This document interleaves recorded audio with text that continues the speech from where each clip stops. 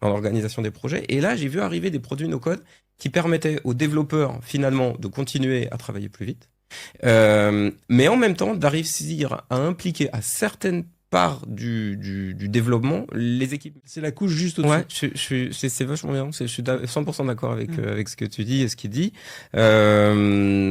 En 2023, Bubble, c'était 2 millions d'utilisateurs, donc on voit bien que c'est un produit market fit, en fait, qui répond à un besoin. Moi, à titre personnel, j'ai commencé bien loin, comme je pouvais dire, mais vraiment avec Bubble, on va dire, où j'ai commencé à me dire, tiens, c'est marrant, moi-même, je m'étais développé des outils no-code pour aller plus vite, pour commencer à créer, on l'a tous fait, en fait. Hypocrite, on a tous fait. Et là où j'ai vu, et ce qui m'a fait vraiment changer, c'est l'impact en entreprise. En fait, c'est l'impact, ce que je regrettais un peu, d'ailleurs, à l'époque, j'avais créé une boîte qui s'appelait Technical Input, où j'essayais de rapprocher les équipes techniques des équipes métiers.